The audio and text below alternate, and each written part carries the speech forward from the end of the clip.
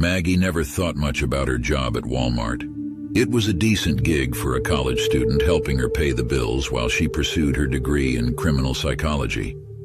Working the night shift meant fewer customers and more time to think. She enjoyed the quiet, the solitude, at least she used to. It started on a chilly October night. Maggie had just clocked in, pulling her blue vest over her shoulders and tying her long brown hair into a ponytail. The store was vast, an endless sea of aisles under harsh fluorescent lights. Tonight, she was assigned to the electronics section, a place where shadows danced among the rows of televisions and laptops. By midnight, the store was empty except for a few employees. Maggie worked quietly, arranging DVDs on the shelves when she heard a faint noise behind her. She turned around, expecting to see one of her co-workers, but the aisle was empty.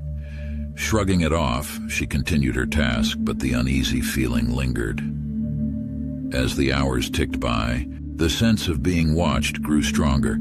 She couldn't shake the feeling that someone or something was lurking just out of sight. At 2 a.m., she decided to take a break and headed to the break room. The security cameras displayed feeds from various parts of the store, each screen showing empty aisles and silent registers. Maggie poured herself a cup of coffee, her eyes drifting to the monitor showing the electronics section. Her heart skipped a beat. There on the screen was a figure standing in the aisle she had just left. The figure was tall, with a hood obscuring its face. She blinked and the figure was gone. She rushed back to the electronics section, her footsteps echoing through the deserted store. The aisle was empty, just as it had been before. Her mind raced with possibilities. Had she imagined it? Was it a trick of the light? Or was someone really there, hiding among the shelves? Determined to get to the bottom of it, Maggie decided to do a thorough sweep of the store. She grabbed a flashlight from the hardware section and started her search, moving methodically through each aisle. The beam of the flashlight cut through the darkness, casting eerie shadows on the walls. As she approached the toy section, a chill ran down her spine. The feeling of being watched intensified. She swung the flashlight around, its light catching on something that made her blood run cold. A doll sitting on the shelf, its eyes seemingly fixed on her. She took a step back, the feeling of dread overwhelming her.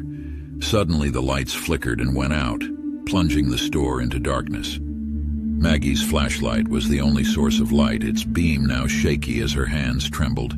She fumbled for her phone, but it slipped from her grasp and clattered to the floor, its screen shattering. Panic set in. She turned to leave, but her path was blocked. The hooded figure stood before her, its presence sending a wave of terror through her. She backed away, her heart pounding in her chest. The figure moved closer, its footsteps silent, its face still hidden in the shadows. Maggie turned and ran, her footsteps echoing through the store. She darted down aisles, trying to find a way out, but every turn seemed to lead her deeper into the labyrinth of shelves. The figure followed, its presence relentless and suffocating. She finally reached the back of the store, where the employee exit was located. She pushed the door open, only to find herself face to face with the hooded figure once more. Desperation clawed at her, and she stumbled backward, tripping over a stack of boxes. The figure loomed over her, its face still hidden. Maggie's mind raced. Who was this person? Why were they tormenting her? She could hear her own ragged breathing, feel the cold sweat on her skin. The figure reached out and she closed her eyes, bracing for whatever was to come. But nothing happened. When she opened her eyes, the figure was gone. She was alone in the store, the silence pressing in on her. She scrambled to her feet, her mind reeling. Was it over? Had she imagined the whole thing? She made her way back to the electronics section, her nerves on edge. The lights flickered back on, casting a harsh light on the empty aisles. She checked the security cameras again, but there was no sign of the hooded figure. Everything was as it should be. Exhausted and shaken, Maggie finished her shift and clocked out. She couldn't get the night's events out of her mind. As she drove home, she kept checking her rearview mirror, half expecting to see the hooded figure following her. The next night, She returned to work, determined to face whatever haunted the store. She wasn't going to let fear control her. But as the hours passed, the feeling of being watched returned stronger than ever. She decided to check the security footage again, this time going back a few weeks. Her heart stopped when she saw the hooded figure on the screen, appearing and disappearing in different parts of the store.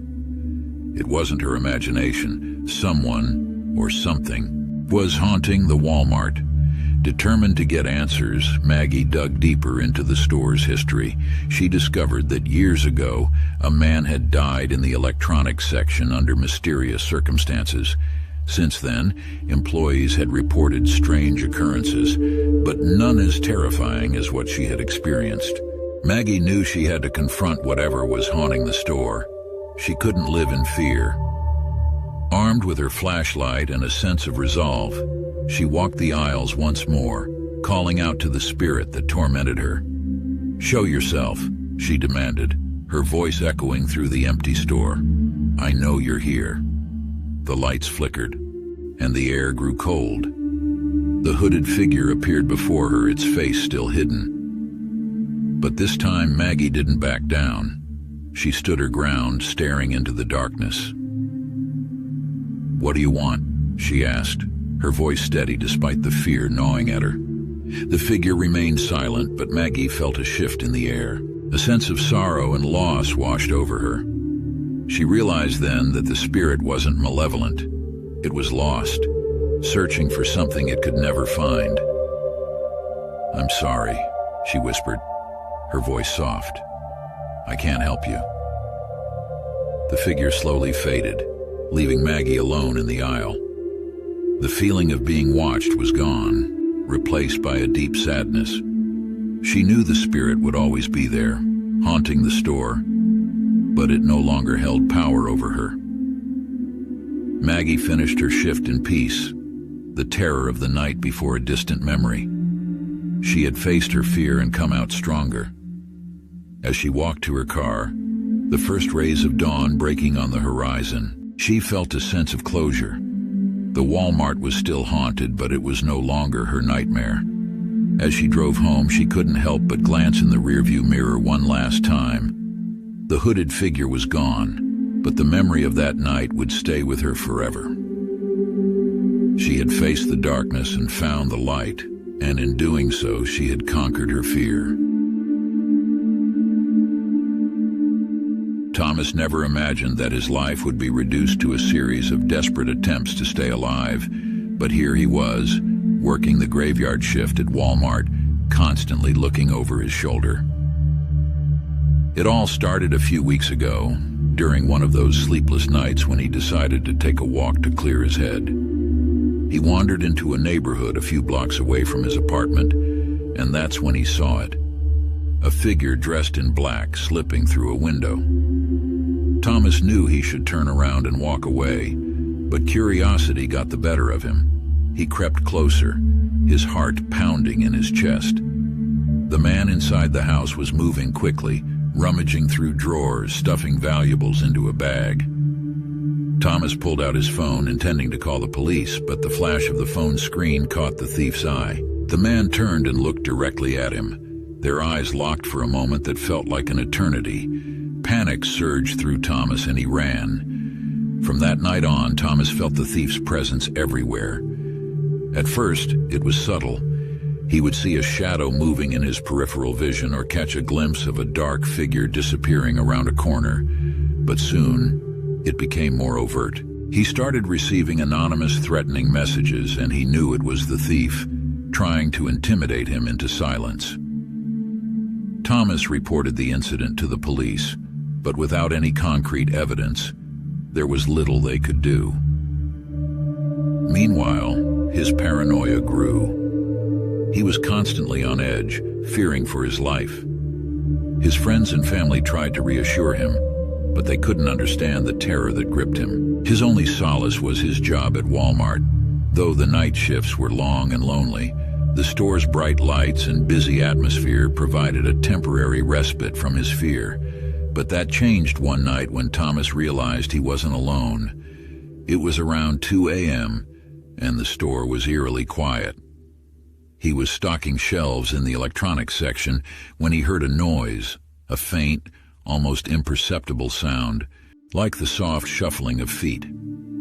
He froze, straining to listen. The sound came again, closer this time. Thomas's heart raced. He knew it was the thief. He tried to tell himself it was just his imagination, but then he saw it, a shadow moving between the aisles. He ducked behind a shelf, peeking out to see a figure dressed in black, just like the night he had witnessed the robbery.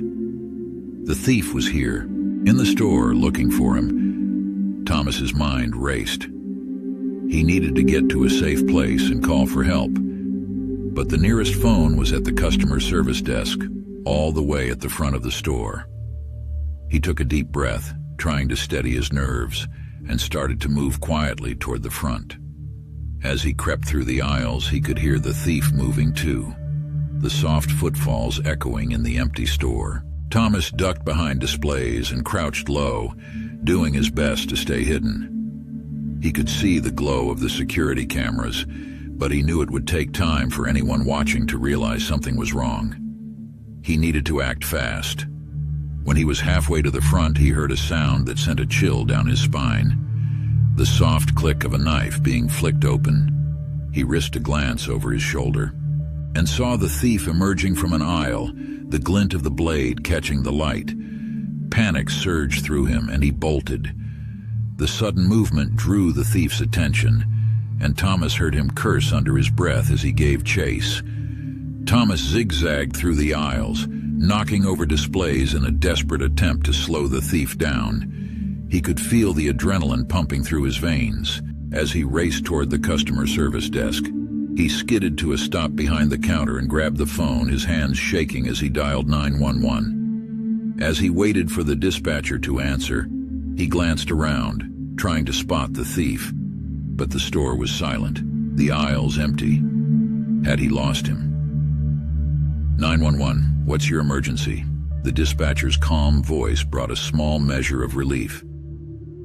I'm at the Walmart on Oak Street, Thomas gasped, trying to catch his breath. There's a man with a knife. He's trying to kill me.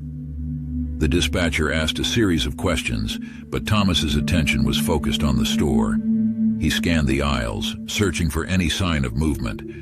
Then he saw it, the thief's reflection in one of the security mirrors. He was creeping up behind a display of televisions, moving silently. Thomas's mind raced. He needed to buy time. He spotted a can of pepper spray under the counter, a last resort security measure. He grabbed it, his fingers fumbling with the cap. Just as the thief rounded the corner, Thomas sprang up and sprayed the pepper spray directly into the man's face. The thief screamed, dropping the knife and clutching his eyes. Thomas didn't wait to see what would happen next. He bolted for the front door, praying it wasn't locked. He burst through the doors and ran into the parking lot, where he could see the flashing lights of a police car approaching. The officers took Thomas's statement and apprehended the thief, who was still writhing in pain from the pepper spray. As they led him away, the man glared at Thomas with a look of pure hatred. But Thomas didn't care. He was safe now. The police investigation revealed that the thief had been a career criminal with a history of violent offenses. He had targeted Thomas because he knew Thomas could identify him, and he was determined to silence him permanently. But thanks to Thomas's quick thinking and bravery, he was finally behind bars. Thomas returned to work at Walmart, but he never worked another night shift. The store's bright lights and busy atmosphere no longer felt safe to him, but he was grateful to be alive, and he knew he would never take his safety for granted again. The experience had changed him, but it had also made him stronger. And as he looked back on that terrifying night, he knew he had faced his worst fear and survived. Jessica had always preferred the night shift. The Walmart aisles were quieter and she could focus on her tasks without the constant bustle of daytime customers. It was a solitary existence, but one she found peaceful.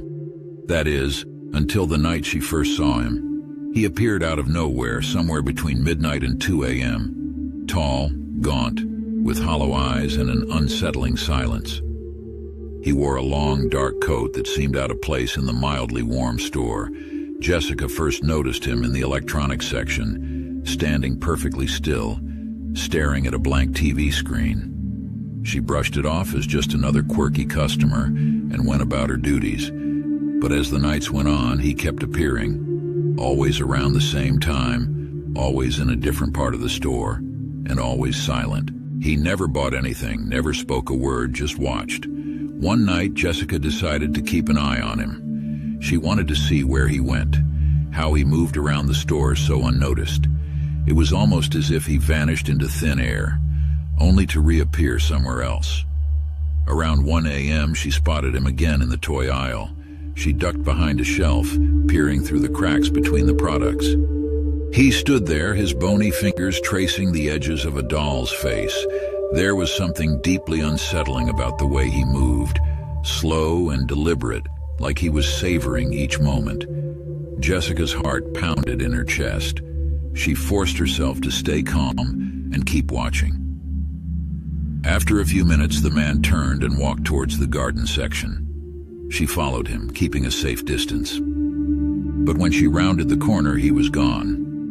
Jessica's breath caught in her throat. She looked around frantically, but there was no sign of him. It was impossible. There was no way he could have disappeared so quickly. She backed away slowly, her eyes scanning the area, and hurried to the safety of the front desk. The next night, she was on edge. She couldn't shake the feeling that he was watching her, even when she couldn't see him. Every noise made her jump, and she found herself glancing over her shoulder constantly. Around 1:30 a.m., she heard a faint whisper. She couldn't make out the words, but the voice was unmistakable. It sent a shiver down her spine. She turned slowly, and there he was, standing at the end of the aisle, staring straight at her. Jessica froze. The man's eyes were empty, devoid of any emotion. He took a step towards her, and she felt her legs turn to jelly. She wanted to run, but she couldn't move. Her mind raced, trying to make sense of the situation. Why was he here? What did he want? The man stopped, his gaze never leaving her. The silence was deafening, and Jessica felt a scream rising in her throat. She opened her mouth, but no sound came out. She was paralyzed with fear. Then, just as suddenly as he had appeared, he turned and walked away. Jessica's legs gave out, and she collapsed to the floor, trembling. She didn't understand what was happening, but she knew she had to get out of there. The next day, she reported the man to her manager. They checked the security footage, but there was no sign of him. It was as if he didn't exist. Jessica knew what she had seen, but there was no evidence to back her up. She felt like she was losing her mind. Determined to prove she wasn't crazy, Jessica started carrying a small camera with her on her shifts. She needed proof of the man's existence. For a few nights he didn't appear, and she began to hope that maybe it was over. But then one night she spotted him again. This time, she was ready. She turned on the camera and followed him, keeping a safe distance. She watched as he moved through the aisles, seemingly aimless. She captured his movements, his eerie silence, and his sudden disappearances. But when she reviewed the footage, her heart sank. The camera showed nothing. It was as if he was invisible to the lens. Desperation turned to terror. She realized she was dealing with something beyond her understanding. The man wasn't just a creepy customer, he was something else entirely. Something not of this world. One night, as she was restocking shelves, she heard the whisper again. This time, it was clearer. Jessica. She spun around, and there he was, standing right behind her. His hollow eyes bore into hers. He reached out a hand, and she stumbled back, knocking over a display. Jessica ran, not stopping until she was outside in the parking lot. She called the police, but by the time they arrived, the man was gone. They searched the store, but found no trace of him. Exhausted and terrified, Jessica decided she couldn't continue working the night shift. She switched to days, hoping to escape the nightmare. For a while, things seemed to return to normal. But every now and then she would catch a glimpse of a tall, dark figure in the corner of her eye, and the fear would return. The silent watcher, as she had come to call him, was always there. She couldn't see him, but she felt his presence. Jessica knew he was waiting, watching, and one day he would return. In the end, she never discovered who or what he was. The silent watcher remained a mystery, a haunting figure in the shadows of her mind. And as the days turned into nights, Jessica learned to live with the fear, always glancing over her shoulder, always waiting for the moment when he would reappear. For in the darkness of the Walmart aisle, some things were better left unseen.